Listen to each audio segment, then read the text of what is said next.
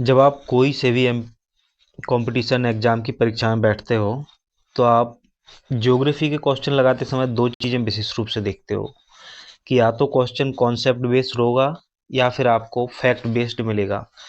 तो देखो, यूपीएससी परीक्षा और पीएससी परीक्षा में एक मामूली सा अंतर है। वो ये है कि यूपीएससी में अधिकतर क्वेश्चन जो है वो कॉन्सेप्ट पर आधारित होते हैं, सभी नहीं, अधिकतर। और जो स्टेट पीएससी के एग्जाम हैं, राज्य सेवा के एग्जाम में अधिकतर क्वेश्चन फैक्ट बेस्ड होते हैं और कुछ क्वेश्चन होते हैं कॉन्सेप्ट बेस्ड। तो ये जो क्लास है इस प्रकार से बनाई जा रही है कि चाहे आप यूपीएससी की परीक्षा में बैठ रहे हो, स्टेट सर्विस की परीक्षा में बैठ रहे हो, एनडीए का एग्जाम हो, सीडीएस का एग्जाम हो, या भारत का भूगोल, भारत का कोई सा भी एग्जाम, कंपटीशन एग्जाम जिसमें भारत के भूगोल से, ज्योग्राफी ऑफ इंडिया से प्रश्न आते हैं, क्वेश्चन देखने को मिलते हैं आपको। इसके अलावा कहीं और से कुछ भी पढ़ने की ज़रूरत नहीं है। अगर आप इंडियन ज्योग्राफी इन क्लास से तैयार करते हो तो इसके अलावा कुछ भी पढ़ने की ज़रूरत नहीं है। इसके साथ ही वन लाइनर जो बुक आती है एक, उसके भी क्वेश्चन करा दिए जाएंगे, वन लाइनर वो भी बुक करा दी जाएगी। तो इन दोनों के अलावा आपको कहीं से कुछ भी पढ़ने की ज़रूरत नहीं है। करीब करीब 17 क्लास में जो है इंडियन ज्योग्राफी कंप्लीट हो जाएगी। तो इंडियन ज्योग्राफी में से कुछ भी ऐसा बचेगा नहीं कि कोई सा भी एमसीक्यू बेस्ड एग्जाम होगा, है ना, चाहे वो यूपीएससी का प्रीलिम्स परीक्षा हो, यूपी पीसीएस की प्रारंभिक परीक्षा हो, यूपी पीएससीएस का मेंस हो जिसमें वस्तुनिष्ठ प्रश्न आते हैं जो, है ना, चाहे बीपीएससी की परीक्षा हो, मध्य प्रदेश राज्य लोक सेवा आयोग की परीक्षा एमपीपीएससी हो, या किसी भी स्टेट की पीएससी एग्जाम हो, UPS PCS UP triple SC का एग्जाम हो, बी एसएससी का एग्जाम हो, और चाहे कोई भी वनडे एग्जाम हो, जैसे पुलिस का हो गया, कांस्टेबल का हो गया, है ना, एसआई का एग्जाम हो गया, और कोई सा भी, ये जो जितने भी एग्जाम होते हैं रेलवे, बैंकिंग वगैरह के, जिनमें जीके से क्वेश्चन आते हैं, जिसमें ज्योग्राफी की एक शामिल है, ज्योग्राफी भी शामिल है। तो जहाँ जहाँ से भी क्वेश्चन आते हैं, इस बुक के अलावा और वन लाइनर बुक के अलावा आपको कहीं से भी कुछ भी पढ़ने की जरूरत नहीं पड़ेगी।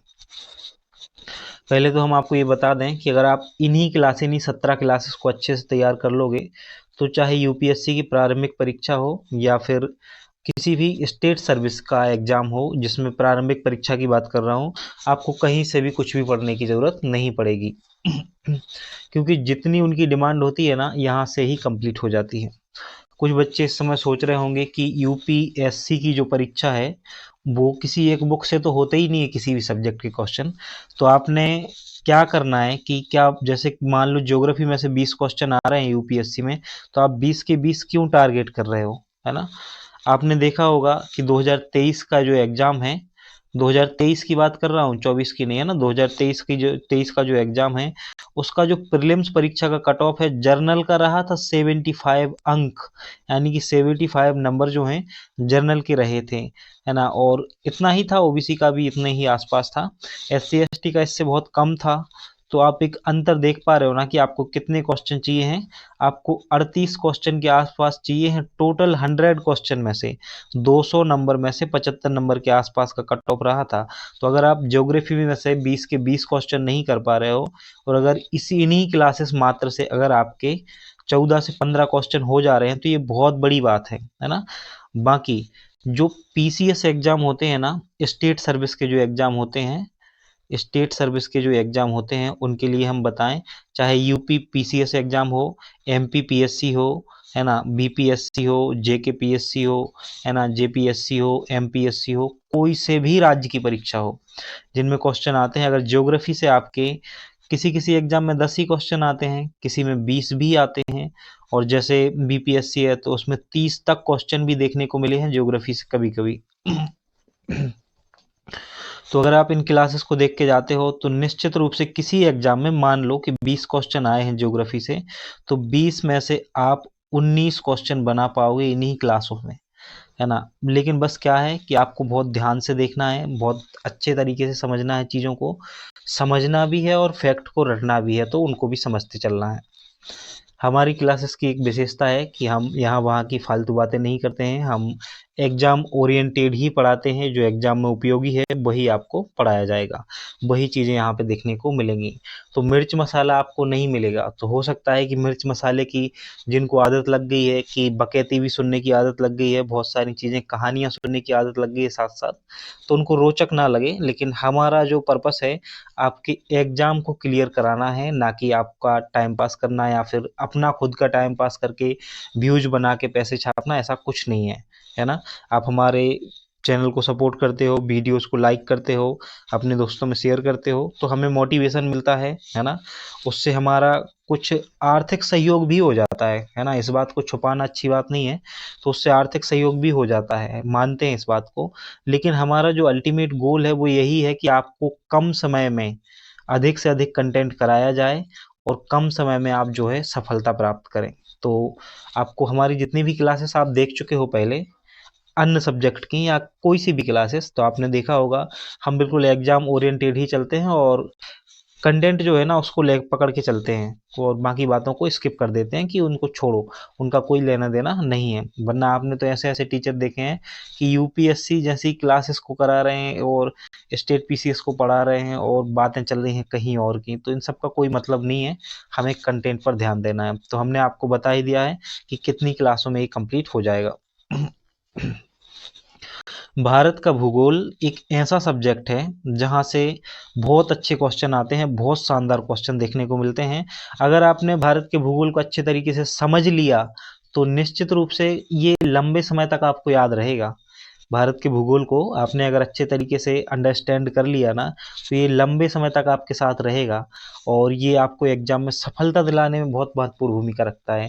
जैसे भारत का भूगोल, ज्योग्राफी ऑफ इंडिया है ना, ज्योग्राफी हो गया एक सब्जेक्ट, ये हो गया इकोनॉमी, ये दोनों से अच्छे क्वेश्चन आते हैं और बहुत शानदार तरीके से आप क्वेश्चन कर पाएंगे, है ना। तो जिस भी एग्जाम की आप तैयारी कर रहे हो, बहुत सारे वीडियो जो हैं हमारे यूट्यूब चैनल पर डले हुए हैं, बिल्कुल फ्री हैं आपके लिए।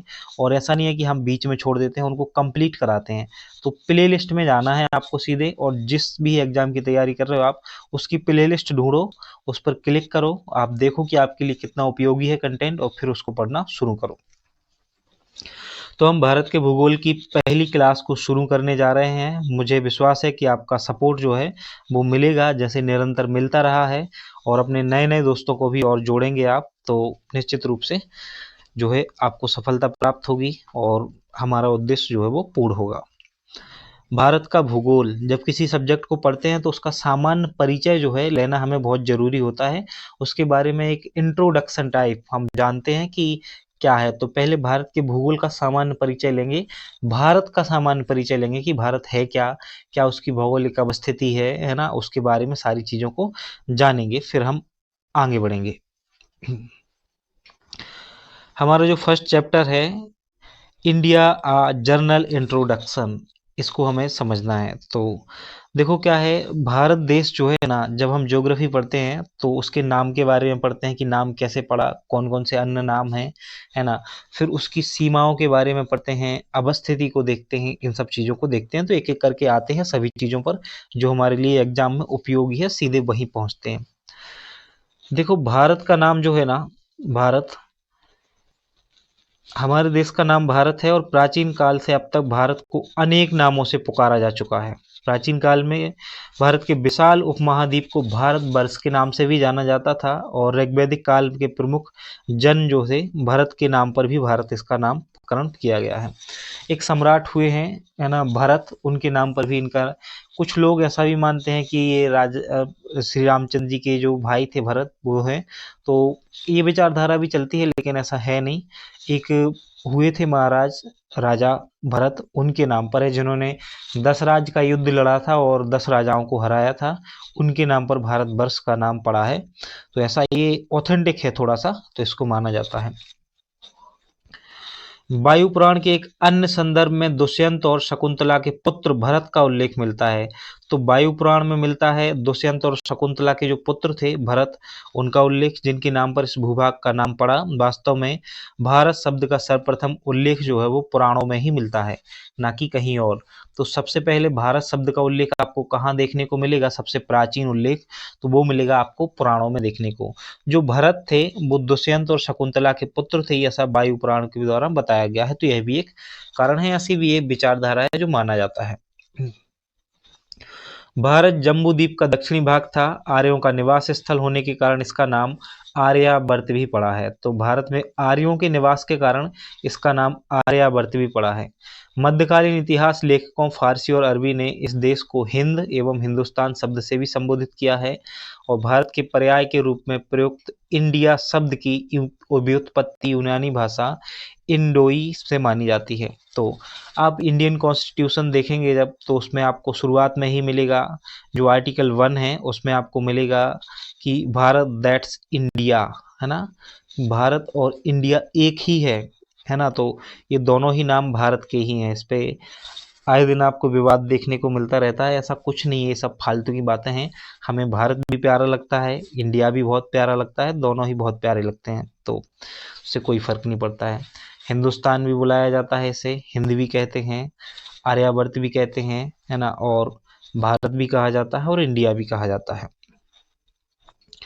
भारत के आकार और अवस्थिति को देखें तो भारत का जो कुल क्षेत्रफल है 32,87,263 वर्ग किलोमीटर है। भारत का कुल क्षेत्रफल 32,87,263 वर्ग किलोमीटर है, जो विश्व का जो कुल भौगोलिक क्षेत्रफल है ना उसका 2.4% है। तो विश्व के 2.4% के बराबर हमारा भारत है, 32,87,263 वर्ग किलोमीटर में फैला हुआ है। और भारत की आकृति लगभग चतुष्कोणीय है, आपको कुछ इस प्रकार से आकृति देखने को मिलती है। ये चतुष्कोणीय मतलब जिसमें 4 कोण बन रहे हो उस प्रकार की है। उत्तर दक्षिण का अधिकतम विस्तार जो है, आप जब भारत को उत्तर से दक्षिण देखोगे तो 3214 किलोमीटर है, और पूर्व से पश्चिम तक देखोगे तो अधिकतम विस्तार 2933 किलोमीटर है। तो आते हैं एक बार, ये जो आप देख रहे हो मैप, ये ऊपर यहाँ से इस बिंदु से लेके जो नीचे तक आओगे ना, ये तो उसी कलर का पेन है, पेन बदलना पड़ेगा, ये ले लेते हैं। तो ऊपर यहाँ से यहाँ तक नीचे तक जो दूरी है ना ये 3214 किलोमीटर है, और पूरब से पश्चिम आप देखोगे यहाँ पर गुजरात में तो आपको मिलेगा 2933 किलोमीटर। 3214 उत्तर दक्षिण और 2933 पूरब पश्चिम आपको याद रखनी है। भारत की जो मुख्य भूमि अंडमान निकोबार द्वीप समूह और लक्षद्वीप समूह सहित भारत के तटरेखा की जो कुल लंबाई है, अगर हम अंडमान निकोबार द्वीप समूह और लक्षद्वीप समूह की तटरेखा को भी मिला लेते हैं तो होती है 7,517 किलोमीटर। कितनी? 7,517 किलोमीटर है। और भारत की स्थलीय सीमा की लंबाई जो है वो है 15,106.7 किलोमीटर। लगभग कहीं कहीं अन्य स्रोतों में 15,200 किलोमीटर भी मिलती है। तो इसमें आपको ध्यान रखना होगा कि परीक्षा में जिस प्रकार का वस्तुनिष्ठ आपके पास ऑप्शन मिले ना उस प्रकार से आपको आंसर करना है। 15,106 हो तो 106 ही आंसर करना है, और 15,200 अगर आंसर में हो तो फिर उसको ही आंसर करना है। भारत पूरी तरह से उत्तरी गोलार्ध में स्थित है। यह 8 डिग्री 4 उत्तरी अक्षांश से 37 डिग्री 6 उत्तरी अक्षांश के बीच स्थित है। तो हम थोड़ा सा इसको आपको समझा देते हैं फिर आगे बढ़ते हैं। देखो पहले हम एक ब्लैंक पेज टाइप का ले लेते हैं, यहाँ पे समझाते हैं। देखो आपने पृथ्वी को, ग्लोब को कुछ इस प्रकार से देखा है कि ग्लोब जो है इस प्रकार से गोल होता है, और बीचों बीच से निकली हुई है भूमध्य रेखा जिसे हम 0 डिग्री अक्षांश के नाम से जानते हैं। कितने अक्षांश? 0 डिग्री अक्षांश के नाम से इसको हम जानते हैं। ये जो 0 डिग्री अक्षांश है इसके जो ऊपर का हिस्सा है ये संपूर्ण हिस्सा पूरा ये उत्तरी गोलार्ध कहलाता है। क्या कहलाता है? ये उत्तरी गोलार्ध कहलाता है। और इसके जो नीचे का हिस्सा है 0 डिग्री अक्षांश के, ये दक्षिणी गोलार्ध कहलाता है। क्या कहलाता है? दक्षिणी गोलार्ध कहलाता है। तो 0 डिग्री अक्षांश के जब आप ऊपर जाएंगे तो आप उत्तरी गोलार्ध में होंगे, और 0 डिग्री अक्षांश के नीचे आते हो तो आप दक्षिणी गोलार्ध में होते हो। ये तो अक्षांश है, 0 डिग्री अक्षांश। उसी प्रकार से एक रेखा जो है ऊपर से नीचे की ओर खींची गई है, उसे हम देशांतर रेखा कहते हैं। आप ग्लोब पर कुछ इस प्रकार की रेखाओं को देखते हो, ये जो ऊपर से नीचे की ओर आ रही है ना, इनको देशांतर कहा जाता है। क्या कहा जाता है? देशांतर कहा जाता है। ये जो देशांतर हैं, इनमें जो 0 डिग्री देशांतर है, ये पृथ्वी को 2 भागों में बांटता है, पूर्व और पश्चिम। गला बैठा हुआ है तो थोड़ा सा आप कोऑपरेट करेंगे साथ साथ। जो 0 डिग्री देशांतर है, 0 डिग्री के देशांतर के ये तो जियोड है ना, इस प्रकार से बनाते हैं पृथ्वी को थोड़ा ढंग का, है ना। अब आप समझो यहाँ पे ये जो हमने बीचों बीच रेखा खींची है, ये है 0 डिग्री अक्षांश। क्या है? माफ कीजिए, 0 डिग्री देशांतर है। इसके पूर्वी साइड में है पूर्वी गोलार्ध, ये है इस साइड पूर्व गोलार्ध, और इस साइड है पश्चिमी गोलार्ध। तो 0 डिग्री देशांतर के पूरब में पूर्वी गोलार्ध है और पश्चिम में पश्चिमी गोलार्ध है। इसीलिए पृथ्वी को पूर्वी गोलार्ध और पश्चिमी गोलार्ध 2 भागों में बांटा गया है। उसी प्रकार से अक्षांश के रूप में भी बांटा गया है, जो कि आप समझ चुके हो। अब हम आते हैं कि देखते हैं भारत कहाँ है।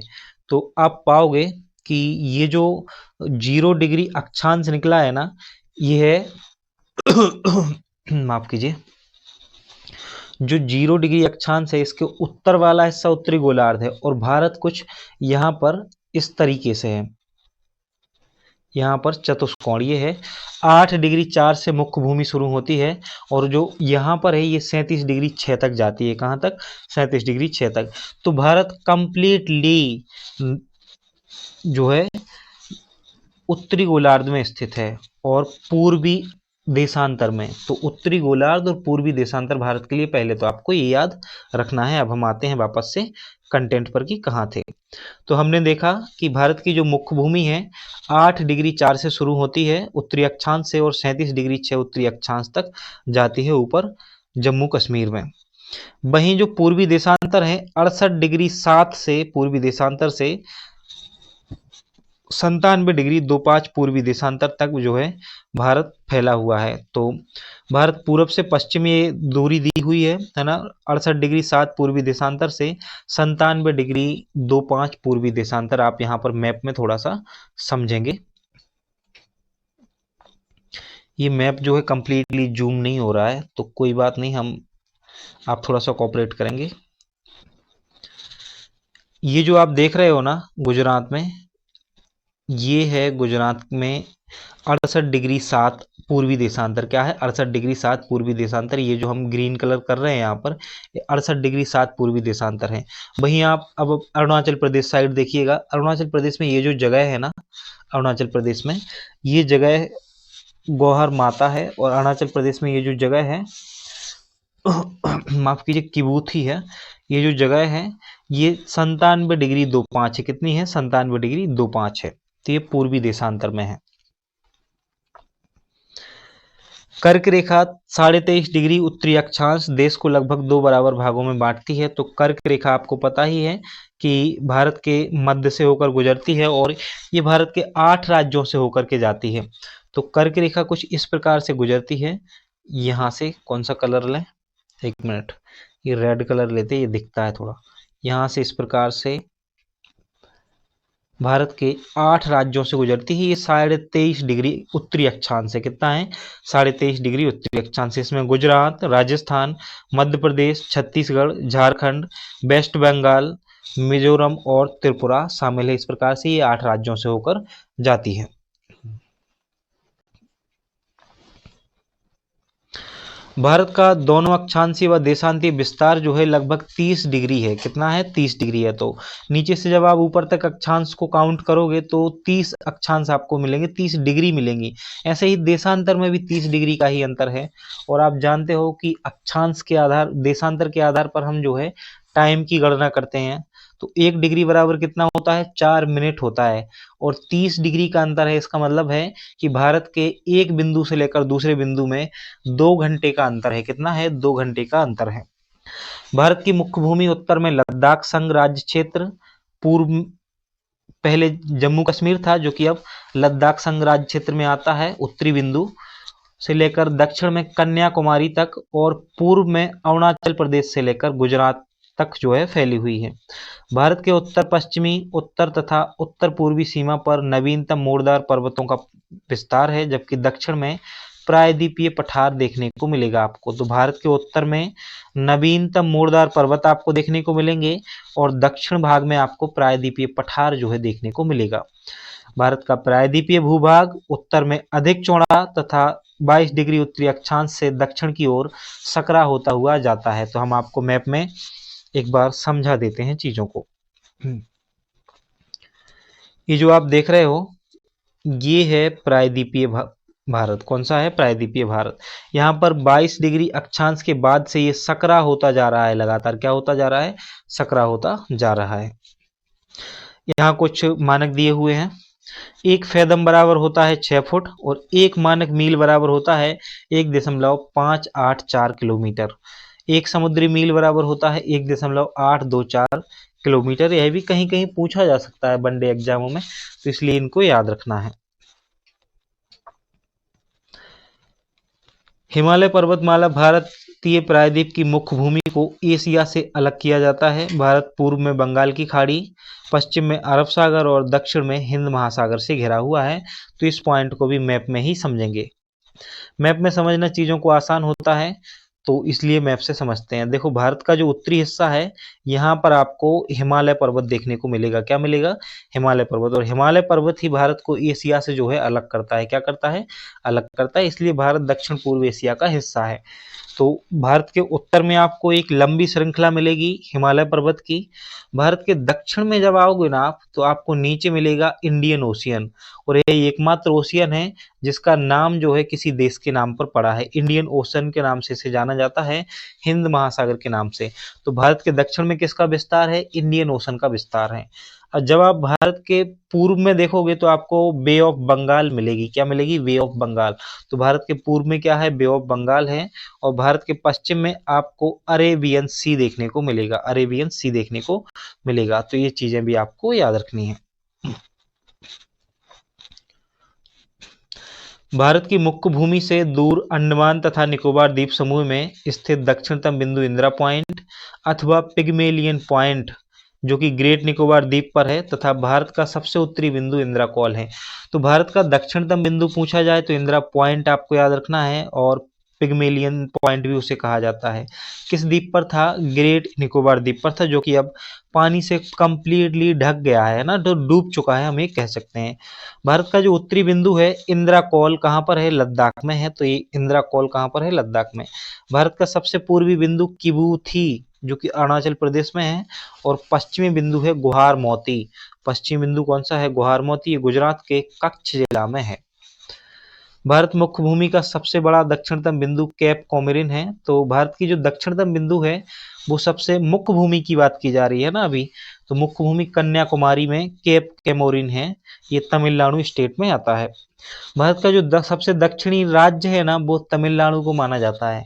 तो आपको केरल नहीं करना है कभी भी, टिक है ना, तो क्योंकि दक्षिणतम भूमि जो है ना सबसे लास्ट तक जो जाती है ना वो तमिलनाडु की है। भारत में वर्तमान में कुल 28 राज्य हैं और 8 केंद्र शासित प्रदेश हैं, जिनके मुख्य रूप से 6 अंचलों जोनों में बांटा गया है। तो 6 जोन बनाए गए हैं, 28 राज्य हैं और 8 केंद्र शासित प्रदेश हैं। इन जोन को आपको याद रखने की जरूरत है क्योंकि ये महत्वपूर्ण है और यहाँ से क्वेश्चन बनते हैं। नॉर्दर्न जोन जो है इसमें जम्मू कश्मीर, लद्दाख, पंजाब, हिमाचल प्रदेश, हरियाणा, चंडीगढ़, दिल्ली व राजस्थान आते हैं। ये उत्तरी क्षेत्र में आते हैं। अगला जो जोन है पूर्वी जोन, इसमें बिहार, झारखंड, उड़ीसा और पश्चिम बंगाल आता है। पश्चिमी जोन में गुजरात, महाराष्ट्र, गोवा, दादर नागर और हवेली तथा दमन दीव शामिल हैं। मध्यवर्ती में मध्य प्रदेश, छत्तीसगढ़, उत्तर प्रदेश और उत्तराखंड को शामिल किया गया है। दक्षिणी क्षेत्र में दक्षिण के राज्य आएंगे कर्नाटक, केरल, तमिलनाडु, आंध्र प्रदेश, तेलंगाना, पुडुचेरी, अंडमान निकोबार द्वीप समूह और लक्षद्वीप। लेकिन दक्षिणी क्षेत्र में गोवा शामिल नहीं है क्योंकि गोवा को पश्चिमी क्षेत्र में शामिल किया गया है। और जो पूर्वोत्तर क्षेत्र है इसमें हमारी 7 सिस्टर्स आती हैं, जिन्हें हम सिक्किम, असम, मेघालय, अरुणाचल प्रदेश, मणिपुर, नागालैंड और मिजोरम, त्रिपुरा ये शामिल हैं इसमें। देखो लगभग 30 डिग्री के देशांतरीय विस्तार के कारण 2 समय मेखलाओं में बटा भारत है। परंतु इस समस्या का समाधान जो है एक ही मानक रेखा अभी वर्तमान में कर रही है। तो कहने का मतलब ये है कि भारत में टाइम जोन के निर्धारण के लिए हमने एक मानक रेखा को माना है, वो है 82.5 डिग्री, 82 सहित 3 जीरो पूर्वी देशांतर को माना है, जो कि उत्तर प्रदेश के मिर्जापुर, इलाहाबाद के नैनी को बताया गया है, यहाँ से होकर गुजरती है। भारत के उत्तर प्रदेश, मध्य प्रदेश, छत्तीसगढ़, उड़ीसा और आंध्र प्रदेश राज्यों से होकर गुजरती है। कहने का मतलब ये है कि जो भारत की मानक समय रेखा है ये 5 राज्यों से होकर जाती है। वह कौन कौन से हैं? उत्तर प्रदेश, मध्य प्रदेश, छत्तीसगढ़, उड़ीसा और आंध्र प्रदेश से भारत की मानक समय रेखा होकर गुजरती है, और यह ग्रीनविच समय से 5.5 घंटा आगे है। कितनी है? 5.5 घंटा आगे है। तो एक बार मैप पर आते हैं और वापस से चीजों को समझते हैं। देखो ऐसा है कि जो मानक समय रेखा है हमारी वो है 82 सही 30 डिग्री, है ना, 82 डिग्री 30 ये है, और ये निकलती है उत्तर प्रदेश में मिर्जापुर, नैनी, इलाहाबाद से। तो यहाँ से इस प्रकार से ये आती है नीचे की ओर, है ना, और आपने देखा उत्तर प्रदेश, मध्य प्रदेश के सिंगरौली से होते हुए छत्तीसगढ़ में जाती है। छत्तीसगढ़ से आपको मिलेगी उड़ीसा स्टेट में जाते हुए, और उड़ीसा के बाद आंध्र प्रदेश। तो ये 5 राज्य आपको याद रखने हैं, यूपी, एमपी, सीजी, उड़ीसा और आंध्र प्रदेश। ये 5 राज्य आपको याद होने चाहिए। ग्रीनविच रेखा से हमारे यहाँ का टाइम जो है कितना अधिक है? तो 5.5 घंटे जो है आगे है। देश की सबसे पूर्वी व सबसे पश्चिमी से देशांतर रेखाओं के मध्य 30 डिग्री का अंतर है, इसलिए 2 घंटे का अंतराल मापा जाता है, क्योंकि 1 डिग्री बराबर 4 मिनट होता है, और 30 डिग्री का हम 4 से गुणा करेंगे तो 120 मिनट हो जाते हैं, और 120 मिनट का मतलब होता है 2 घंटे। तो भारत के दक्षिण और माफ कीजिए भारत के पश्चिम और पूर्वी जो देशांतर हैं उनमें 2 घंटे का अंतर आपको देखने को मिलेगा।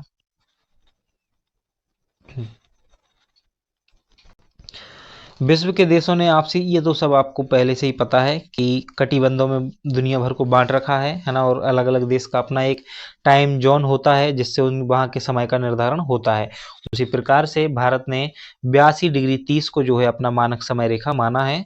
तो मानक समय माना है, वहाँ से पूरे भारत में टाइम का निर्धारण होता है। इसीलिए आपको टाइम जो है विश्व भर में अलग अलग देखने को मिलेगा। जिस समय दिल्ली में कोई और समय होता है उससे 5 घंटे पीछे लंदन का समय होता है। जिस समय भारत में 5:30 बज रहे होते हैं दिन के, उस समय लंदन में जो है 12 बज रहे होते हैं, क्योंकि भारत का समय 5.5 घंटे अधिक है।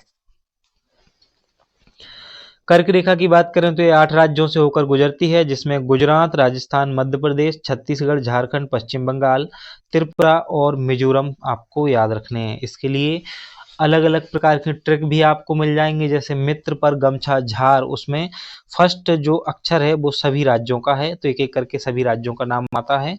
और ये आपको पूरब से पश्चिम और पश्चिम से पूर्व की ओर भी याद रखना होगा, तो उनको आप एक बार याद कर लें, है ना। तो हम करा देते हैं आपको मैप के माध्यम से। पहले हम चलते हैं कहाँ से? पश्चिम से पूर्व की ओर। तो पश्चिम से पूर्व की ओर ही याद रख लो, तो पूर्व से पश्चिम भी हो जाएगा।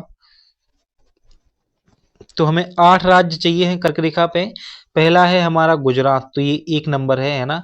उसके बाद जो दूसरा नाम आता है वो है राजस्थान का। किसका? राजस्थान का। फिर तीसरे नंबर पे आता है मध्य प्रदेश। तो पहले गुजरात, राजस्थान, मध्य प्रदेश। उसके बाद हम बात करेंगे छत्तीसगढ़ की, तो चौथे नंबर पर है छत्तीसगढ़। 5वें नंबर पर है झारखंड, 6वें नंबर पर है वेस्ट बंगाल, और 7वें नंबर पर है त्रिपुरा, और फिर आता है मिजोरम 8वें नंबर पर। इस प्रकार से ये जो है 8 राज्य आपको याद रखने हैं। गुजरात, राजस्थान, मध्य प्रदेश, छत्तीसगढ़, झारखंड, वेस्ट बंगाल, त्रिपुरा और मिजोरम में भारत के 8 राज्यों से होकर कर्क रेखा जो है वो गुजरती है। कर्क रेखा की जो अक्षांशीय स्थिति है वो है 23.5 डिग्री, और ये भारत को 2 बराबर भागों में बांटती है। मानक समय रेखा एवं कर्क रेखा आपस में एक दूसरे को छत्तीसगढ़ में काटती हैं। कहाँ पर एक दूसरे को काटती हैं? तो आपस में ये एक दूसरे को छत्तीसगढ़ में काटती हैं।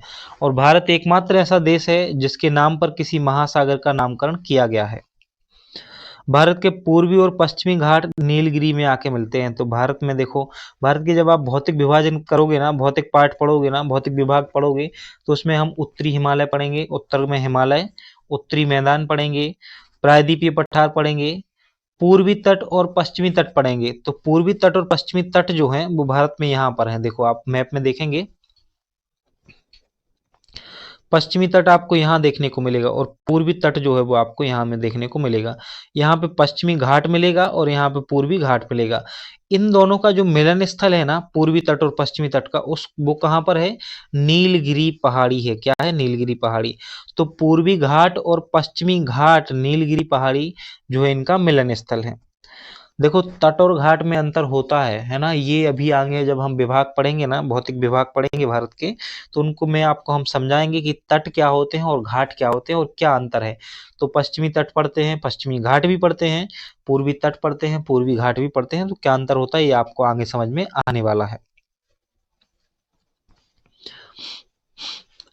क्षेत्रफल की दृष्टि से भारत का सबसे बड़ा राज्य राजस्थान है और सबसे छोटा राज्य गोवा है। तो सबसे बड़ा राज्य राजस्थान, सबसे छोटा राज्य गोवा, किसकी दृष्टि से? क्षेत्रफल की दृष्टि से।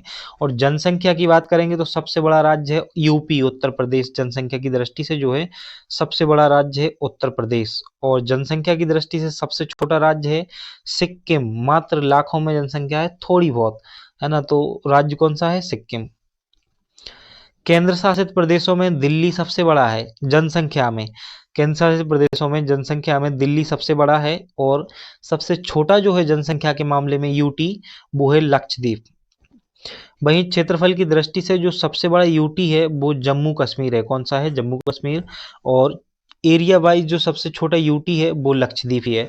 तो लक्षद्वीप पॉपुलेशन में और एरिया दोनों में ही सबसे छोटा है। वहीं एरिया के मामले में जो बिग यूटी है वो है जम्मू कश्मीर, और जो पॉपुलेशन के मामले में बिग यूटी है वो है दिल्ली। दिल्ली में सबसे अधिक जनसंख्या है। दमन एवं दीप के बीच खंबात की खाड़ी अवस्थित है। तो दमन एवं दीप के बीच क्या है? खंबात की खाड़ी जो है वो अवस्थित है। देखो उत्तर पूर्वी राज्यों में अरुणाचल प्रदेश, असम, मेघालय, मणिपुर, मिजोरम, नागालैंड और त्रिपुरा को 7 बहनों की संज्ञा दी गई है। इन्हीं को 7 बहनें कहा जाता है, 7 सिस्टर्स। तो एक बार इन 7 सिस्टर्स को हम देख लेते हैं। ये जो आप यहाँ पे स्टेट देख पा रहे हो ना, ये हैं वो 7 सिस्टर्स। क्या है? 7 सिस्टर्स, जिसमें असम, मेघालय, मणिपुर, मिजोरम, है ना, नागालैंड, अरुणाचल प्रदेश, ये जो सभी 7 राज्य है ना इसमें शामिल हैं।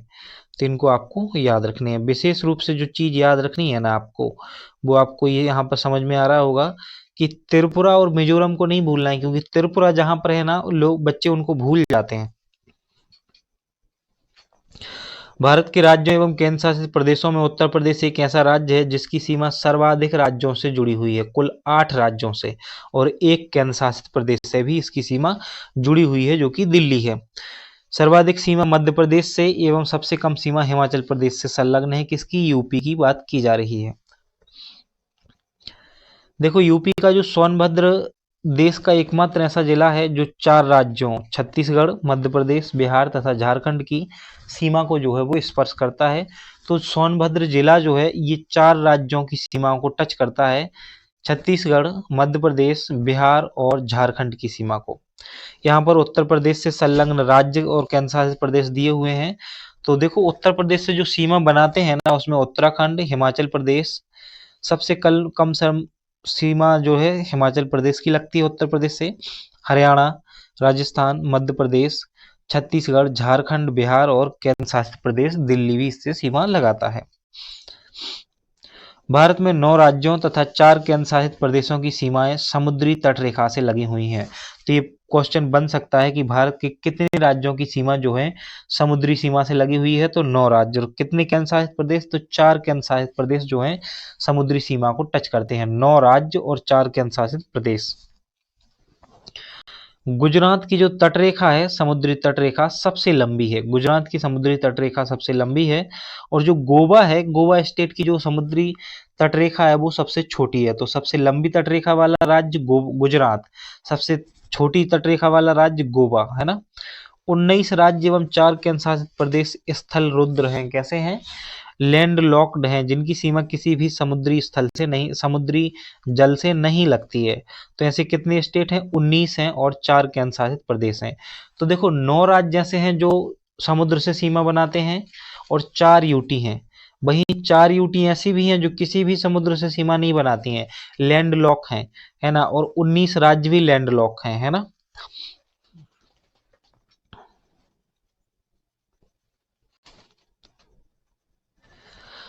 कुछ ऐसे राज्य भी हैं जो किसी भी अंतर्राष्ट्रीय सीमा को नहीं छूते हैं, जैसे हरियाणा हो गया, ये किसी भी अंतर्राष्ट्रीय सीमा से नहीं लगता है। छत्तीसगढ़ हो गया, तेलंगाना हो गया, मध्य प्रदेश हो गया और झारखंड। ये 5 ऐसे राज्य हैं जिनकी सीमा किसी भी अंतर्राष्ट्रीय सीमा को भी नहीं लगती है। वहीं 2 केंद्र शासित प्रदेश भी हैं, जिनमें दिल्ली और चंडीगढ़, ये दोनों ऐसे केंद्र शासित प्रदेश हैं जिनकी सीमा किसी भी अंतर्राष्ट्रीय सीमा को स्पर्श नहीं करती है।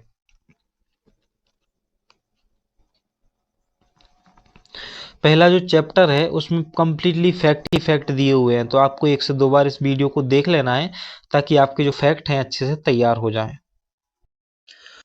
जो पुदुचेरी है ना, वो एकमात्र ऐसा केंद्र शासित प्रदेश है जो 3 राज्यों में फैला हुआ है। देखो, यमन जो है ना वो आंध्र प्रदेश में है, कराईकल तमिलनाडु और माहे जो है वो केरल में है और मूल पुदुचेरी को सम्मिलित किया जाता है। तो इस प्रकार से ये जो केंद्र शासित प्रदेश है 3 राज्यों में फैला हुआ है, तो ये प्रश्न बन सकता है कहीं कहीं। अब हम देखते हैं कि वो कौन से 9 राज्य हैं जो समुद्री तटरेखा से जुड़े हुए हैं। तो पहला है गुजरात, जिसकी सबसे लंबी तटरेखा है। फिर आता है महाराष्ट्र, गोवा, कर्नाटक, केरल, तमिलनाडु, आंध्र प्रदेश, उड़ीसा, पश्चिम बंगाल, ये राज्य हैं। इनके अलावा 4 यूटी भी हैं जो समुद्री सीमा से हैं। तो एक तो अंडमान निकोबार आपको पता ही है, लक्षद्वीप भी पानी में ही है, दादर और नागर हवेली और दमन और दीप, साथ ही पुदुचेरी भी आपको याद रखना है। तो अंडमान निकोबार द्वीप समूह 1 हो गया, दादर और नागर हवेली दूसरा हो गया, लक्षद्वीप 3 हो गया और पुदुचेरी जो है वो 4 हो गई। ये 4 केंद्र शासित प्रदेश आपको याद रखने हैं जिनकी सीमा समुद्र को लगती है। एक बार मैप में इनको देख लेते हैं, है ना, कहाँ पर है। तो पहले हम उन राज्यों की बात कर लेते हैं जो 9 राज्य हैं जो समुद्री सीमा को बना लगाते हैं, है ना। तो एक तो गुजरात है, गुजरात के नीचे आप आओगे महाराष्ट्र देखने को मिलेगा, यहाँ पर छोटा सा छुपा हुआ गोवा देखने को मिलेगा। चौथे नंबर पर कर्नाटक, उससे नीचे जाओगे ना आप तो कर्नाटक के बाद आपको मिलेगा केरला, केरल मिलेगा, फिर तमिलनाडु मिलेगा, आंध्र प्रदेश मिलेगा। आंध्र प्रदेश से जब आप ऊपर आओगे ना तो आपको उड़ीसा मिलेगा और पश्चिम बंगाल, वेस्ट बंगाल मिलेगा। ये समुद्री सीमा बनाते हैं, वो 9 राज्य हैं जो समुद्री सीमा से लगे हुए हैं। इसके अलावा 4 यूटी भी हैं, है ना। तो 4 यूटी में एक तो आपको दादर नागर हवेली याद रखना है और दमनदीप, है ना, ये एक ही है अब, दादर नागर हवेली और दमनदीप। इसके बाद जब आप नीचे आओगे ना इसी लाइन में तो आपको यहाँ पर जो है लक्षद्वीप देखने को मिलेगा। इसके अलावा यहाँ पर अंडमान निकोबार द्वीप समूह है, कंप्लीटली पानी में ही है, तो ये भी सीमा लगाता है। और जो पुदुचेरी है यह भी अपनी सीमा जो है पानी से लगाती है, समुद्री सीमा बनाती है। इस प्रकार से चीजें जो है आपको याद रखनी है। यहाँ पर दिल्ली से संलग्न राज्यों के बारे में दिया हुआ है कि कौन कौन से जो हैं दिल्ली से लगे हुए हैं। तो इसको देखो, सिर्फ स्टेट के नाम याद रख लो, सब कुछ याद रखने की जरूरत नहीं है। तो हरियाणा, उत्तर प्रदेश, है ना, राजस्थान की सीमा दिल्ली से नहीं लगती है, किंतु उसके 2 जिले एनसीआर नेशनल कैपिटल रीजन से जरूर लगते हैं। तो ये आप यहाँ पर देख पा रहे हो, ये मैप है, ये छोटा सा जो दिख रहा है ना, ये यहाँ पर ये दिल्ली है।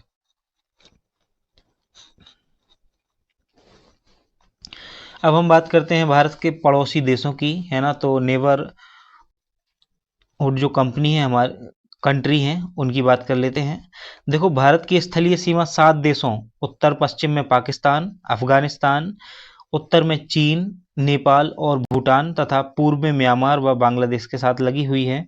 दक्षिण में 2 पड़ोसी द्वीपीय देश भी लगे हुए हैं, श्रीलंका और मालदीव। पाकिस्तान, नेपाल, भूटान, बांग्लादेश, श्रीलंका, मालदीव भारत को भारतीय उपमहाद्वीप के अंतर्गत शामिल होते हैं। तो भारतीय उपमहाद्वीप के अंतर्गत कौन कौन से देश आते हैं? भारत तो आता ही है, पाकिस्तान और बांग्लादेश आता है जो कि भारत का ही हिस्सा थे, अफगानिस्तान भी आता है। पाकिस्तान, नेपाल, भूटान, बांग्लादेश, श्रीलंका और मालदीव को शामिल किया जाता है, अफगानिस्तान को शामिल इसमें नहीं किया जाता है भारतीय उपमहाद्वीप में। क्षेत्रफल व जनसंख्या की दृष्टि से भारत दक्षिण एशिया का जो है सबसे बड़ा देश है। भारत के 16 राज्यों व 2 केंद्र शासित प्रदेशों की सीमाएं पड़ोसी देशों को लगती हैं। कितने? 16 राज्यों और 2 केंद्र शासित प्रदेशों की सीमाएं लगती हैं पड़ोसी देशों को। भारत एवं श्रीलंका पाक जल संधि द्वारा आपस में जुड़े हुए हैं।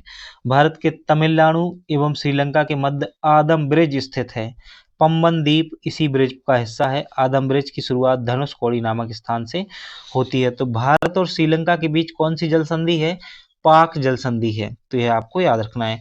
अब हम आते हैं कि कौन कौन से राज्य जो हैं किस किस देश से सीमा लगाते हैं। तो सिक्किम की बात करते हैं सबसे पहले, जो कि आमतौर पर लगभग हर एक एग्जाम में क्वेश्चन बन चुका है सिक्किम से। सिक्किम की सीमा 3 देशों से लगती है, नेपाल, भूटान और चीन। किससे? नेपाल, भूटान और चीन। तो अभी मैप में देख लेंगे इनको, पहले एक बार यहाँ समझ लेते हैं। अरुणाचल प्रदेश जो है, अरुणाचल प्रदेश की सीमा भी 3 राज्यों से ही लगती है। एक तो चीन से, भूटान से और म्यांमार से अरुणाचल प्रदेश की सीमा जो है लगती है। नागालैंड की सीमा एकमात्र देश से लगती है, वो है म्यांमार। और मणिपुर की सीमा भी एकमात्र देश से ही लगती है, वो है म्यांमार। मिजोरम जो है, मिजोरम की सीमा 2 देशों से लगती है, बांग्लादेश और म्यांमार से। तो मिजोरम अपनी सीमा बांग्लादेश से ही बनाता है और म्यांमार से ही बनाता है। त्रिपुरा जो है ये बांग्लादेश से सीमा बनाता है, त्रिपुरा एकमात्र स्टेट से। और मेघालय भी जो है एकमात्र कंट्री से सीमा बनाता है, बांग्लादेश से। तो त्रिपुरा और मेघालय बांग्लादेश से सीमा बनाते हैं। मिजोरम की भी सीमा बांग्लादेश से लगती है। पश्चिम बंगाल की सीमा बांग्लादेश से लगती है और असम की सीमा भी बांग्लादेश से लगती है। अब हम देखते हैं असम। असम जो है 2 कंट्रियों से सीमा लगाता है, भूटान और बांग्लादेश। पश्चिम बंगाल 3 से, बांग्लादेश, नेपाल और भूटान। बांग्लादेश, नेपाल और भूटान। बिहार जो स्टेट है ये एकमात्र देश से सीमा बनाता है, वो है नेपाल। और जो उत्तर प्रदेश है यह भी नेपाल से सीमा साझा करता है। उत्तराखंड 2 देशों नेपाल और चीन से सीमा साझा करता है उत्तराखंड। और जो हिमाचल प्रदेश है यह मात्र चीन से ही सीमा साझा करता है। जम्मू कश्मीर की बात करें तो जम्मू कश्मीर पाकिस्तान से सीमा साझा करता है, केंद्र शासित प्रदेश है जम्मू कश्मीर। पंजाब जो है पाकिस्तान से सीमा साझा करता है, राजस्थान पाकिस्तान से सीमा साझा करता है और गुजरात की सीमा भी पाकिस्तान से लगती है। वहीं जो लद्दाख यूटी है इसकी सीमा चीन, पाकिस्तान और अफगानिस्तान से लगती है। 3 देशों से जो है लद्दाख की सीमा लगती है। अभी इसको 2 प्रकार से पढ़ने की जरूरत होती है। एक तो आपने स्टेट वाइज देख लिया कि स्टेट किस किस देशों से सीमा साझा करते हैं। अभी ये भी देखना महत्वपूर्ण होता है कि पाकिस्तान से कितने देश, कितने राज्य सीमा लगा रहे हैं, नेपाल से कितने राज्यों की सीमा लगती है और वो कौन कौन से हैं, और भूटान से कौन कौन से देशों राज्यों की सीमा लगती है। इस प्रकार से भी आपको पढ़ना जरूरी है। विभाजक रेखा की बात करते हैं। रेड क्लिफ रेखा जो है भारत और पाकिस्तान के बीच अध्यारोपित है और भारत और बांग्लादेश के बीच भी। तो रेड क्लिफ रेखा किससे संबंधित है? भारत, पाकिस्तान और बांग्लादेश से। जो मैकमोहन रेखा है भारत और चीन के बीच है, जो कि चीन इसे मानता नहीं है और भारत इसे मानता है। डूरंड रेखा भारत अफगानिस्तान के बीच है। यह रेखा वर्तमान में पाक अधिकृत कश्मीर में है, पीओके का हिस्सा है।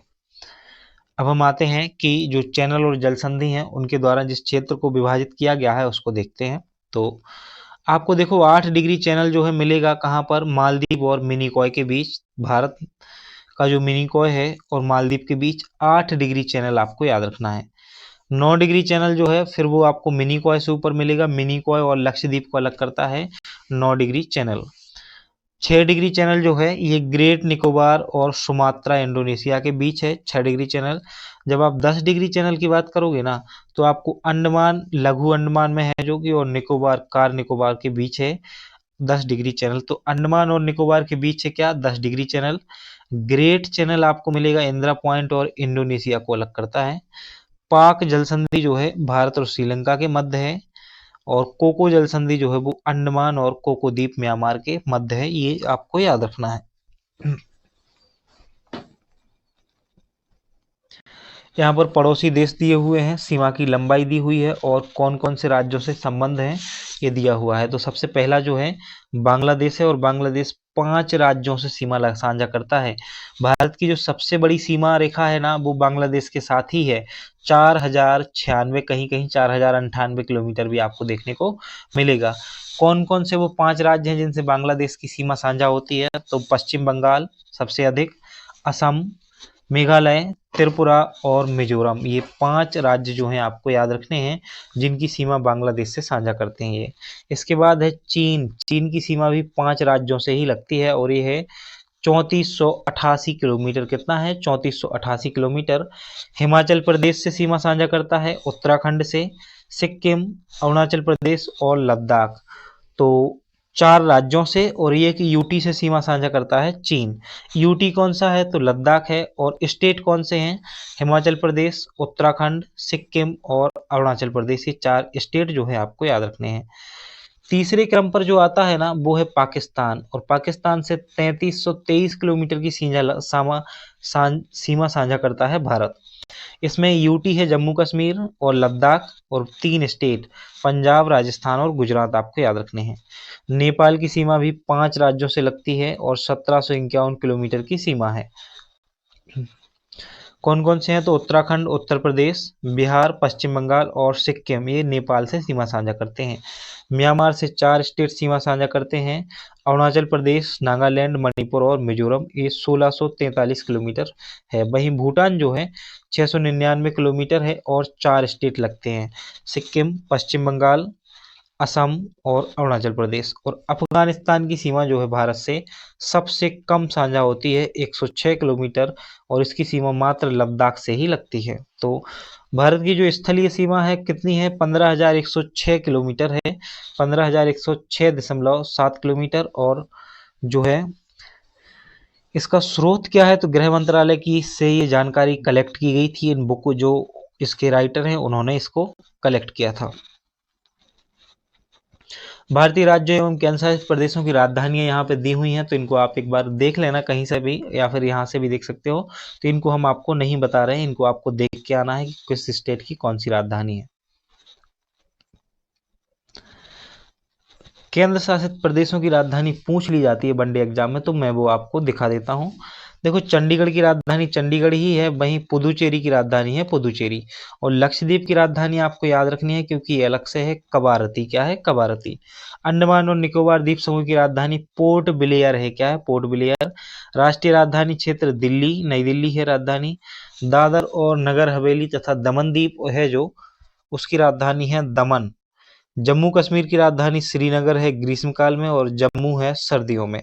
वहीं लद्दाख की राजधानी लेह है। क्या है? लेह। ये राजधानी आपको याद रखनी है। यहाँ पर कुछ जो विदेशी शासन के अधीन क्षेत्र था जिसे स्वतंत्रता के बाद जो है भारत में सम्मिलित किए गए हैं, उनमें है दादर एवं नागर हवेली। ये फ्रांस के अधीन दादर एवं नागर हवेली जो है ये पुर्तगाल के अधीन क्षेत्र था। किसके? पुर्तगाल के अधीन क्षेत्र था। और 1954 में इसे जो है भारत में शामिल किया गया था। दमन एवं दीप को 1961 में भारत में शामिल किया गया, और गोवा को जो है भी 1961 में भारत में शामिल किया गया था। ये पुर्तगाली शासन के अधीन थे, दादर एवं नागर हवेली, दमन एवं दीप और गोवा। वहीं फ्रांस के अधीन जो क्षेत्र था उसमें चंद्रनगर आपको याद रखना है, स्वतंत्रता पूर्व सम्मिलित हुआ 1946 में। पांडिचेरी, वर्तमान पांडिचेरी, ये 1954 में जो है भारत में शामिल हुआ। और कराईकल 1954, माहे 1954 में शामिल हुआ। और यमन जो है 1954 में ही भारत में शामिल हुआ। और ये तीनों ही, कराईकल, माहे और यमन, केंद्र शासित प्रदेश पुदुचेरी का हिस्सा है, जो कि 3 अलग अलग राज्यों में फैले हुए हैं। अब हम भारत से संबंधित कुछ अन्य तथ्यों को देखते हैं। तो देखो, जो भारत की प्रादेशिक जल सीमा है वो 12 समुद्री मील है। कितनी है? 12 समुद्री मील है। आमतौर पर सभी देशों की इतनी ही होती है। संलग्न क्षेत्र मंडल 24 समुद्री मील है। अनन्य क्षेत्र मंडल 200 समुद्री मील होता है। भारत का औसत समुद्र तल मापन जो है वो चेन्नई से है। जनसंख्या के आधार पर विश्व में स्थान जो है भारत का दूसरा है, और क्षेत्रफल के मामले में 7वां स्थान है। क्षेत्रफल के आधार पर विश्व में 7वां स्थान है। विश्व के क्षेत्रफल का हिस्सा हमारे पास कितना है? 2.4% है। पड़ोसी देशों की संख्या कितनी है? तो 7 पड़ोसी देश जो है भारत से सीमा बनाते हैं। विश्व जनसंख्या का प्रतिशत 17.5% जो है विश्व जनसंख्या का हमारे पास है। पूर्वी एवं पश्चिमी छोर के बीच का समय अंतराल जो है वो 2 घंटे है। अब हम वस्तुनिष्ठ प्रश्नों को लगा लेते हैं, और इन वीडियो का रिवीजन कर लेना एक बार, क्योंकि एक बार पढ़ने से अकेले कुछ भी याद नहीं होता है।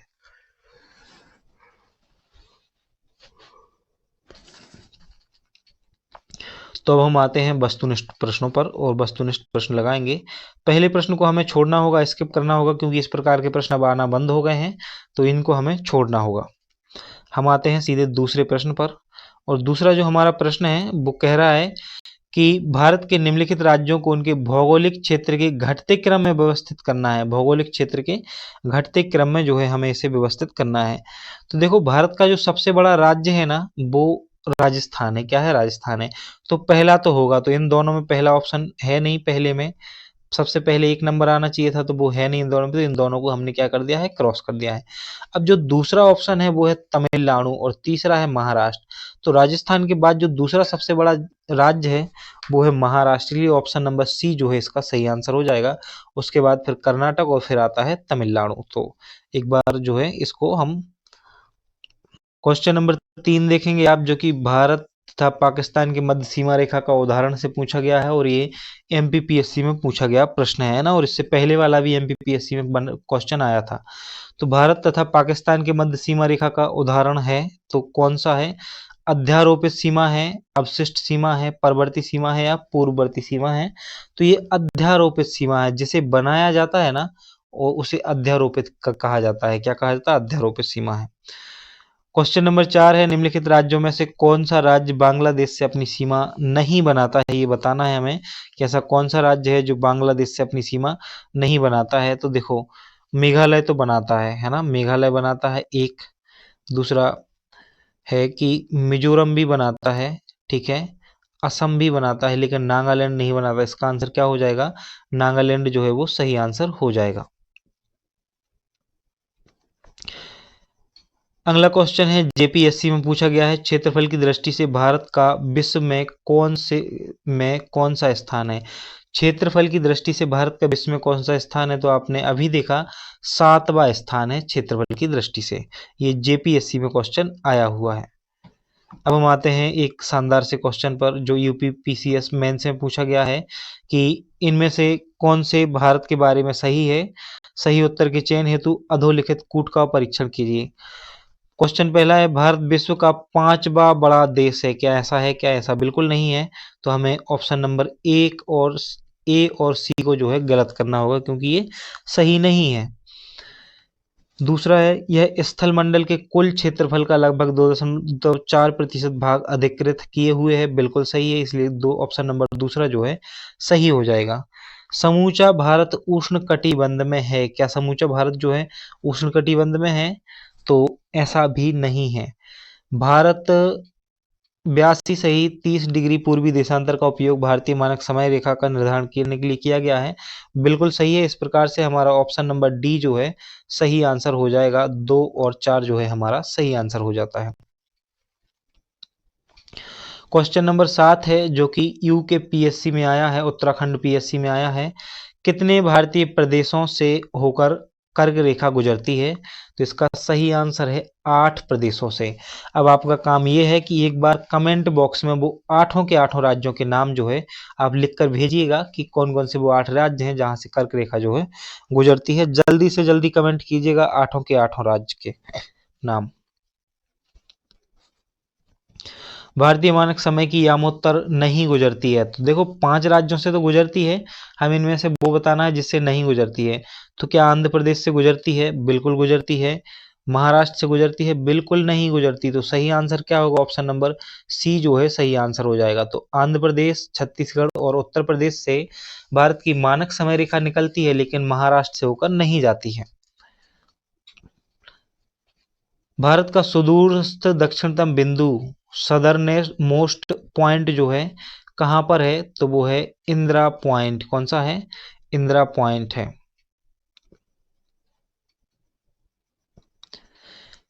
क्वेश्चन नंबर 10 है, निम्नलिखित कथनों पर विचार करना है और हमें बताना है। तो बताना क्या है देख लेते हैं। सही कथन का चयन करना है, सही कथन बताना है।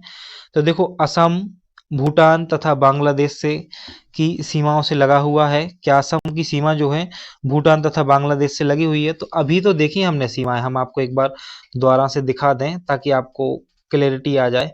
देखो, जो असम है असम की सीमा क्या भूटान से लगती है? तो बिल्कुल लगती है। बांग्लादेश से लगती है क्या? तो बिल्कुल लगती है। और क्या नेपाल से लगती है? तो नेपाल से असम की सीमा जो है नहीं लगती है। तो क्वेश्चन में क्या पूछा जा रहा है कि क्वेश्चन में पूछा जा रहा है असम भूटान और बांग्लादेश से सीमा लगाता है? तो बिल्कुल लगाता है ना, तो ये पहला जो है सही हो जाएगा। तो अब हम आते हैं एलिमिनेशन मेथड अपनाते हैं, जिसमें पहला नहीं होगा उसको काट देंगे। तो सी जो ऑप्शन है ये हमारा नहीं होगा, तो पहला जिसमें है वो तो हो सकता है ना, तो सी ऑप्शन हमारा नहीं होगा। अब हम आते हैं दूसरे पे। पश्चिम बंगाल भूटान तथा नेपाल की सीमाओं से लगा हुआ है, क्या ये सही है? पश्चिम बंगाल की सीमा जो है भूटान तथा नेपाल की सीमाओं से लगी हुई है। तो नेपाल की सीमा से लगा हुआ है पश्चिम बंगाल या नहीं, या भूटान की सीमा से लगा हुआ है या नहीं, ये बताइएगा जल्दी से। तो बिल्कुल दूसरा भी जो कथन है बिल्कुल सही है। एक बार और देख लेते हैं हम। पश्चिम बंगाल पर आते हैं। हमने यहाँ पर देखा कि जो पश्चिम बंगाल है भूटान से सीमा लगाता है, ठीक है, और ये नेपाल से भी सीमा लगाता है, यह भी कथन जो है ठीक है ना। अब हम आते हैं वापस से। मिजोरम बांग्लादेश तथा म्यांमार की सीमाओं से लगा हुआ है, तो यह कथन भी ठीक है। इस प्रकार से हमारा ऑप्शन नंबर ए जो है सही आंसर हो जाएगा। ये आईएएस की परीक्षा में पूछा गया प्रश्न है। निम्नलिखित में से किस राज्य की सीमा बांग्लादेश से नहीं मिलती है, ये बताना है। तो सबसे पहले तो आप त्रिपुरा को काटना। त्रिपुरा तो तीन ओर से घिरा हुआ है, तो ये तो आंसर होगा नहीं। मिजोरम से सीमा बनाता है, तो ये भी आंसर नहीं होगा। मेघालय से सीमा बनाता है, लेकिन मणिपुर से जो है सीमा नहीं बनाता है। और ये देखो कितने सारे एग्जामों में प्रश्न पूछा जा चुका है, तो आप ऐसा मत समझना कि ये साधारण प्रश्न है।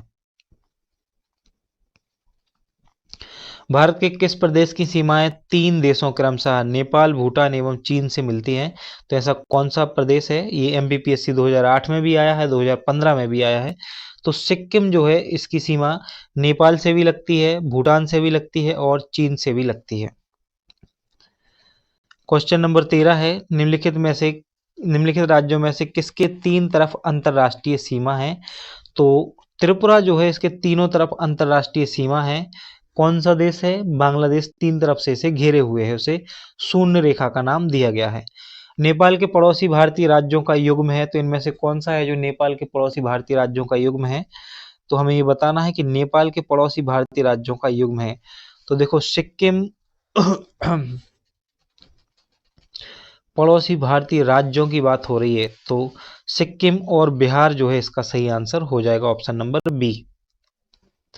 भारत में तटीय राज्यों की संख्या कितनी है? तो तटीय राज्यों की बात की जा रही है ना, तो 9 राज्य हैं जो तटीय सीमा बनाते हैं, और यूटी कितनी है? तो 4 हैं। पुदुचेरी का क्षेत्र विभाजित पाया जाता है, तो कौन कौन से राज्यों में पुडुचेरी का क्षेत्र जो है आपको देखने को मिलेगा?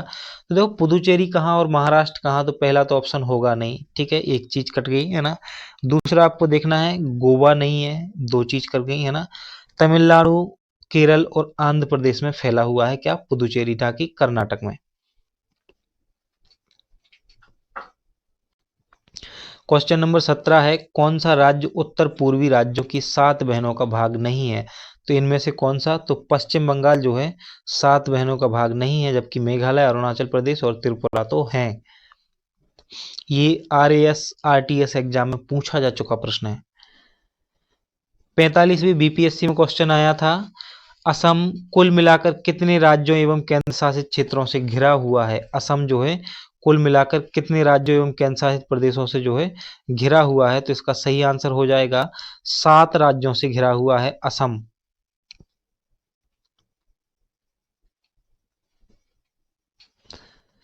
क्वेश्चन नंबर 19 है, निम्नलिखित राज्यों में से कौन से उत्तर प्रदेश के सीमावर्ती हैं? तो उत्तर प्रदेश से सीमा कौन कौन सा लगाता है? तो क्या पंजाब की सीमा उत्तर प्रदेश से लगती? बिल्कुल नहीं लगती है। तो एक जिसमें होगा वो आंसर नहीं होगा, तो ये दोनों कट जाएंगे और ये भी कट जाएगा। इस प्रकार से हमारा आंसर जो है ऑप्शन नंबर बी हो जाएगा। तो एलिमिनेशन मेथड का प्रयोग करने की आदत डालिए आप, है ना। ये क्वेश्चन अब बहुत मात्रा में देखने को मिलने लगे हैं, यूपीएससी में भी और स्टेट सर्विस एग्जामों में भी देखने को मिलने लगे हैं। तो राजस्थान से सीमा लगाता है उत्तर प्रदेश, है ना, छत्तीसगढ़ से और झारखंड से। आपको कमेंट बॉक्स में बताना है, हमने अभी पढ़ा है कि सबसे अधिक जो सीमा है किस राज्य से लगाता है। राष्ट्रीय राजधानी क्षेत्र में नहीं सम्मिलित है, इसमें से कौन सा है जो राष्ट्रीय राजधानी क्षेत्र में सम्मिलित नहीं है?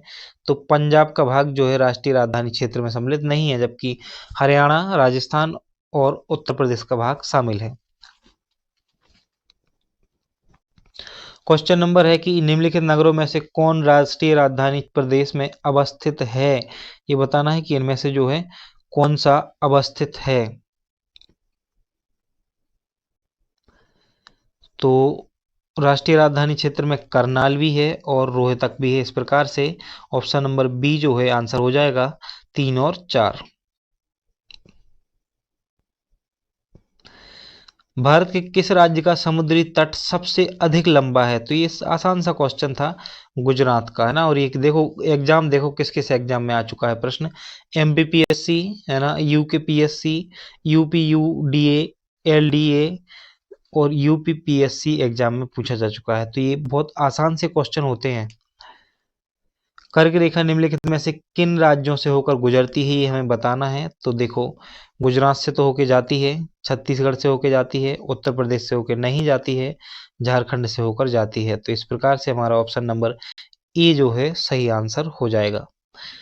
तो देखो इस पूरे क्लास का आपको रिवीजन कर लेना है एक बार और जो ये पहला चैप्टर है इसका रिवीजन कर लेना अच्छे से। अब जो हमारा अगला चैप्टर है वो हम शुरू करेंगे कहाँ से, भूगर्भिक संरचना हम समझेंगे।